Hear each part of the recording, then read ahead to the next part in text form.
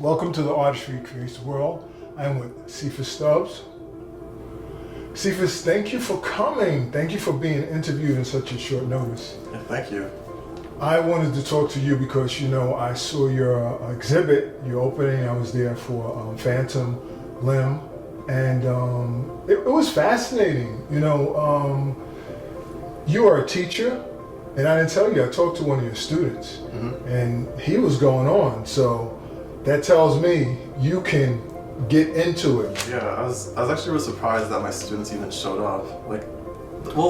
It's funny because I teach at Montclair, Brookdale, and TCNJ.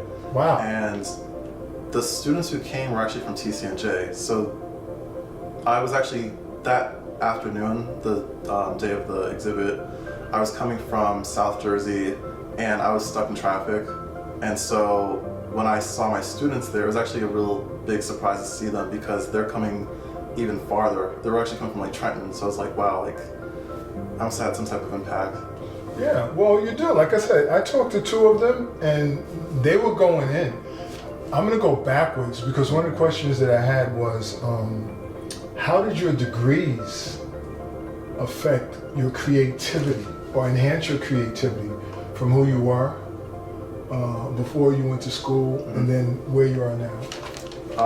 They've had a tremendous impact on my trajectory as an artist because when I was younger, I was really into painting and drawing. And I went to Rutgers and I thought I was going to continue painting and drawing. So I was doing the first 2 years. But there's always a but. So a part of the program, you also have to take electives. And I decided to take photography and sculpture just to get them out the way. And come to find out, I really had a lot of fun specifically with sculpture initially because it allowed me to work with materials, forms, and it taught me about a wide range of different sculptors that under normal circumstances I wouldn't have access to. So I was thinking to myself, how can I take this new love for sculpture and inject it into my painting practice? Right. And so I came across artists like Will Cotton, for example, who would actually make little maquettes for his paintings. So he would make the little things, sculpt them, light them, and actually paint from them. Photography, on the other hand, I, interestingly enough, really struggled with it initially. When you say struggle, what? The images that you wanted or images that you kind of felt, or how so? The camera itself. Oh, okay. The whole concept of aperture, shutter, and ISO. Gotcha. The really mechanical stuff. Mm-hmm. I had these really dramatic images in my head of what I wanted to photograph, but then I would shoot. This was black and white analog, by the way. So I would shoot, I'd develop, and I just this entire. Which is the best? It's supposed to be. So I see my roll and it's entirely clear, and I'm is this what it's supposed to look like? So it didn't take me until about the final project to actually start to get the hang of photographing, developing a photographic eye. So a part of the electives, I still had to take, sculpture 2, photography 2, and I didn't really hit my stride with photography until 3 semesters in. And by that point, we were working with digital photography and working with color, and just having that ability to work with color, I was thinking back to my painting practice once again, how can I take photography, sculpture, and painting and somehow weave them all together. So what I did was I made headdresses, costumes, and these really elaborate backdrops. At the time, I was thinking of Gregory Crutzen, Jeff Wall. I was still thinking about Will Cotton. Was you still an undergrad then? This is still undergrad. Yeah, so I'm thinking about all these different artists who are really interested in this idea of like constructing this fantasy world, because I've never been interested in what's going on around me, like in the real life. It's always been about like how can I use my imagination. And when it was time to apply for grad school, and I applied to grad school like right after undergrad, because I knew that if I took a break, I would slow down. And a lot of my classmates were like, "Oh, like I'll take a break to find myself," and I was like, "Yeah, no, like I just keep going." And when I applied for grad school, I had like this body of work that was painting and another body of work that was photography. Really? Wow. Yeah, and so I applied to like 14 different schools with both sets of portfolios, and I told myself like whatever portfolio gets me into whatever school, that's what I'll continue to do in grad school. And so funny enough, my photographic portfolio got me into UPenn, and this was only work that I only created like my first year of taking photography. And so that actually worked out for me too, because while at UPenn I was under the wing of like some really amazing photographers and artists. I want to ask you a question. Sure. So when you had the photography and you had the, was it sculpture? Painting? Yeah. So was there some confusion on your end of where you were going to go, or did you really feel that at some point you were going to be able to kind of meld these things together? Because I know that some artists that they do that, and there's like confusion because they say, "Am I a photographer or am I a painter? Am I a sculptor?" You understand what I'm saying? Yeah, so how did you handle that in talking to friends and talking to peers? Yeah, like I think there was like a little bit of actually there was no confusion actually, because because of the curriculum, I was able to think like, hey, like I'm in my painting class, these are just my paintings. I'm in photography, this is just my photographic practice. So I was able to keep them separate, and even in grad school, I was able to just say like, hey, like I'm a photographer, and also because there were other artists in the program who like spent years and decades doing what they were doing. So I was like, you said decades. No, it's not like there were some students who were like pushing 40, you know, so they like they're sculptors and they worked under like actual like masters. So it's like I didn't want to call myself a painter, and it's like, oh, like you're not really a painter or something like that. So, but I was known in the program as like the photo guy, only because like I was literally the only photo guy in my class. But I did photography. I really tried to learn as much about the technical aspects and the formal and the conceptual. While I was there, I also explored like various other formats of photography. So, for example, with some of these pieces, and I'm still working in like small format photography where it's 35 millimeter, a smaller digital sensor, but they were so constructed and elaborate and deliberate that some of my professors were like, why don't you just try large format or medium format? Especially because I was thinking about making works that... Is that you whistling? Oh, that's mine. Okay.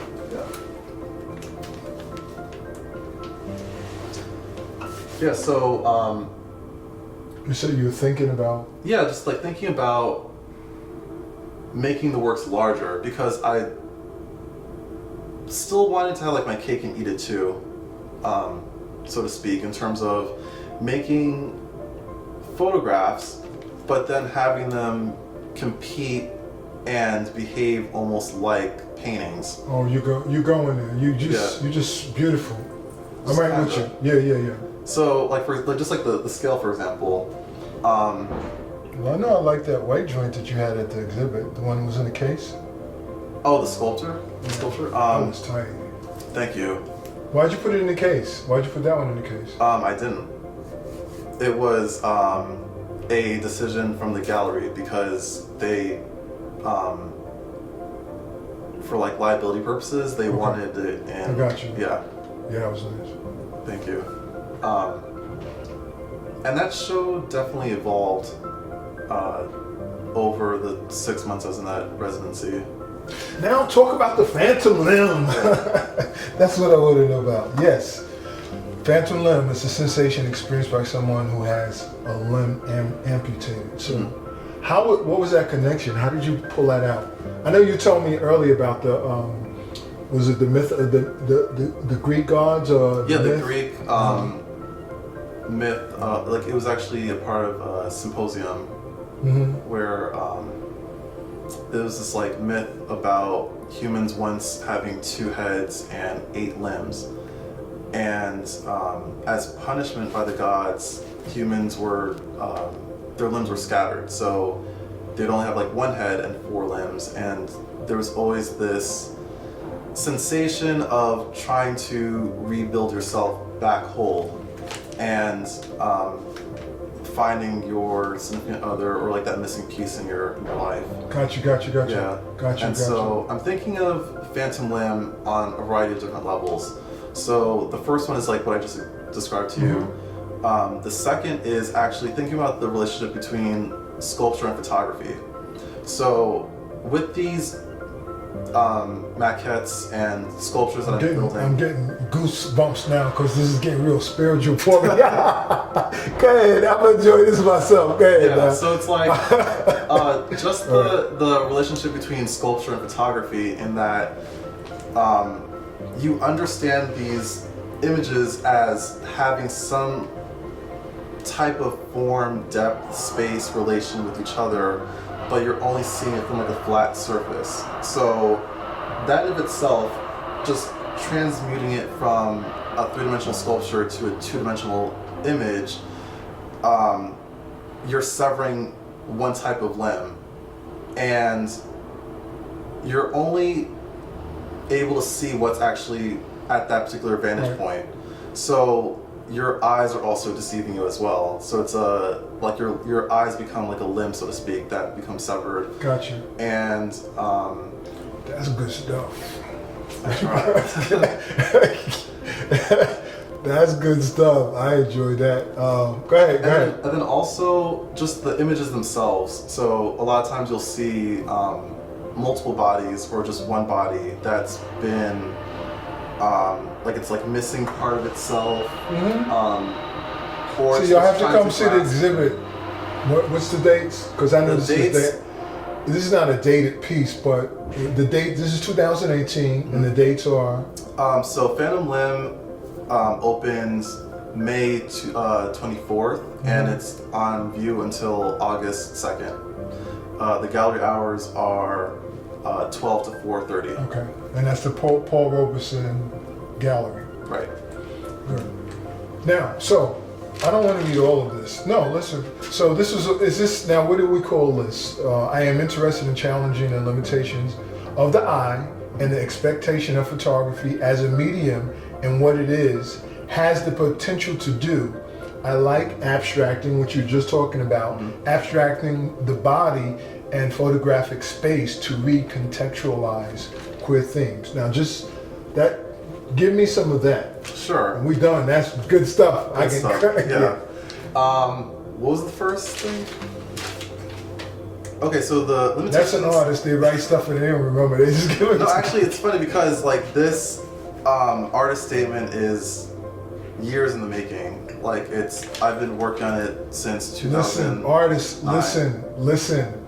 It's not like you just make it. It's a combination of that development, right? Yeah. And then you come to this point, and you're like, oh, this is close, and it's you're always developing and Yeah, it's always developing. It's like you make something, you respond to it yourself, and then other people see it, they respond to it. So it's always like this like synthesis. There's always this like back and forth, and as you're thinking about what you're hearing from like your viewers who are responding, you're bringing that into the work too, and then the work itself is responding back to you, and then you're responding to it again, and then the viewer's responding to it. So it's always this like ping pong match that always takes place.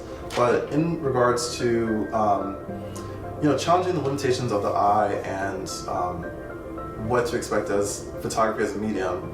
So when you think of photography, like I mentioned before,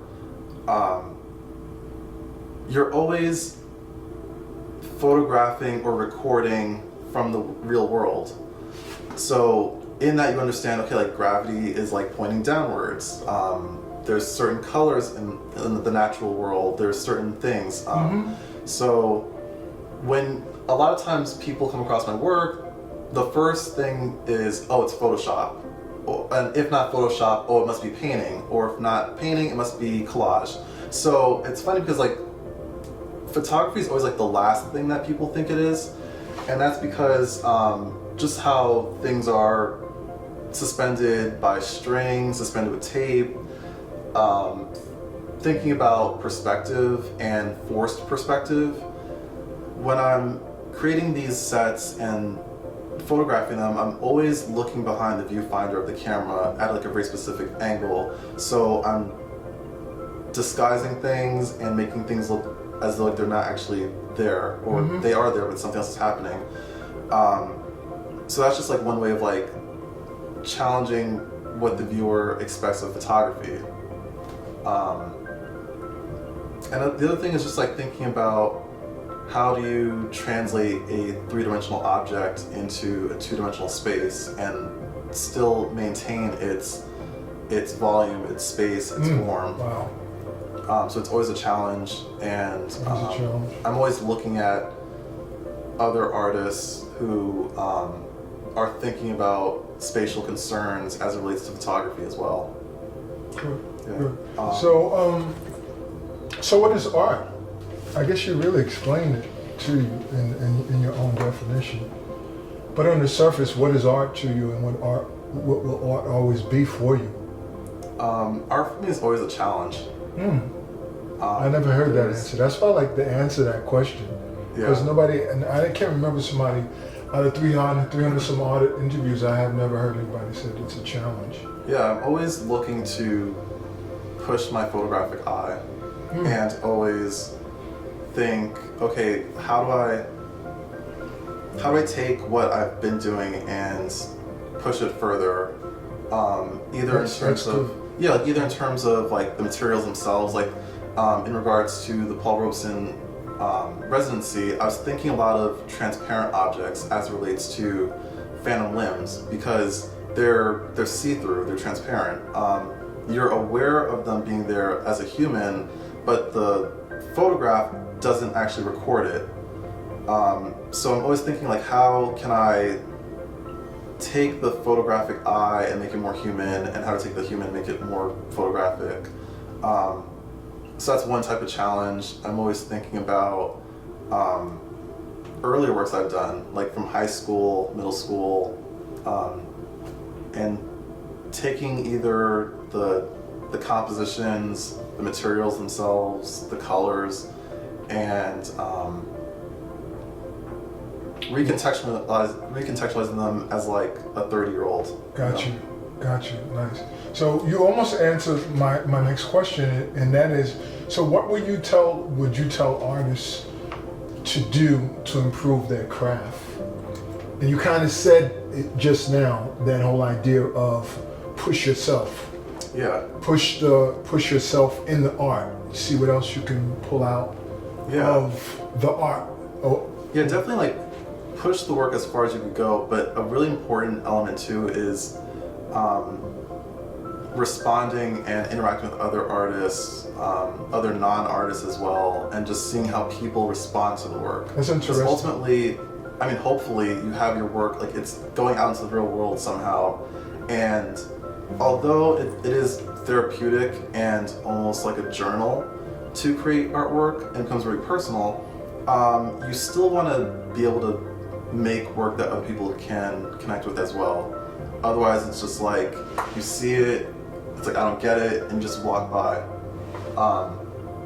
That's an interesting process, because I talk to artists and we talk about we don't get enough feedback, because to me the feedback loop is of paramount importance. It's extremely important. Because it's like you die if you're just making art. Exactly. And you get no feedback because you don't know where it is. And the funny thing is that as a professor, I'm always critiquing students, and every once in a while I'll let them critique my work too. But a lot of times it's like, no, I don't want the feedback. I'm not like interested. I actually had a student like tell me like last semester, like, oh, I'm gonna miss critique because I'm not mentally equipped to handle the feedback today. And which is crazy to me, because when you graduate and you're out in the real world, you're creating art, you want that constant feedback. You gotta have it. You need to have the feedback, one, to help push yourself, two, to get your work in venues and opportunities that if on your own you would not be able to do. So it's just like you said before, like just continuing that cycle. Yeah. And even like once you get into a venue, it's reviewed or something, like it helps you think about your work differently than, you know. Like, that's very good stuff. I mean, you've been speaking to me in that regard. Yeah. Anything else you would like to add to the artist? Come to the exhibit. Every time you see my name, come. Yeah, exactly. Yeah. Definitely come to the exhibit. It's up Monday through Thursday at the Paul Robeson Galleries from 12 to 4:30. We'll run that IG piece too, social media piece, so you can get a glimpse of it. But you have to come and see the work because your pieces are big. They're huge. Yeah, they're almost 3 times the size. That's the other thing I really liked about that residency too, because it gave me a stipend, both a stipend and a workspace that's like 4 times the size of this. So it allowed me to work on like 3-4 pieces at a time, and it allowed me to work as big as my imagination could push it. Right.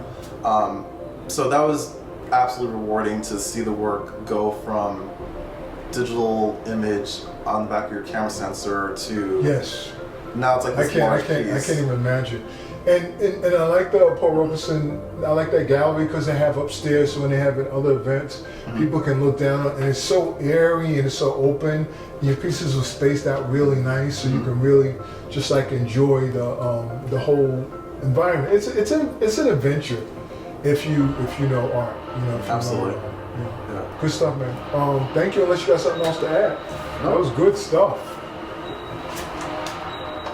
Push that art. I like what you said, how you said that. You know, it's that whole idea of the art is the challenge. The art is the challenge. The people don't say that. They say a physical something is this or this, but the art, the journey, the very journey of learning all these mediums and putting it to kind of interpret, let people interpret it, and give them something that really changes their lives. Yeah. I mean, for me, if I'm not challenging myself, then I get bored. And what are you doing? And then you do, exactly. What are you doing? And I always think of like, I'm a very competitive person. Like I used to play like tennis and ran track, and I'm super competitive when it comes to my art as well. I entered in like competitions and exhibitions. You watching Wimbledon now? I am. Yeah. Federer's a beast. He is. I'm surprised he's the only Swedish player. I just never see. It's just like, wow. And that's so good, you know, his background and his training, I know that's some natural gift, but it has to be training and that mentality that he pushed himself very early to get those techniques and hone those skills. I mean, we're talking about tennis, y'all, but even as like an artist, like it's I guess one thing that they don't tell you in school, like you can say it. No, like say it. Exactly. You know it from they teach you at graduate school, but not at like the undergrad level. That when you are an artist, any sort of creative, you need to create a schedule for yourself. You need to treat it like a job. You need to be very dedicated to your craft. Keep yourself abreast of what's going on in the world, especially since we're literally like a train ride away from Manhattan and Chelsea. Yes. So that's good stuff. That's good stuff. I mean, a lot of people don't know. I was a fine arts major. I started as a fine arts major. Oh, really? But I didn't get that inside information. I didn't believe in what I was doing. So I went back to corporate. You see what I'm saying? So it took me years and years to come back to the art. The art like really called me back. You see what I'm saying? But if somebody would have gave me, or if I would have saw YouTube or interviews like this and gleaned that information, I would have understood those were some of the things that I had to do to pay my dues and build the work. All right? Yeah. We can go again. we go again. Peace be out, y'all. Thanks, man. Follow him. Your social media, how can they follow you? So Facebook, it's just my first name. It was my actual name, Ceaphas Stubbs. You spell that for me. Yes, exactly. Ceaphas, last name Stubbs. And on Instagram, C.3APHAS. Peace. Check him out. Follow him. Peace. We out. Very good, man. Thank you. You did major work. That was awesome. I don't know if you felt it. I felt it in glimpses.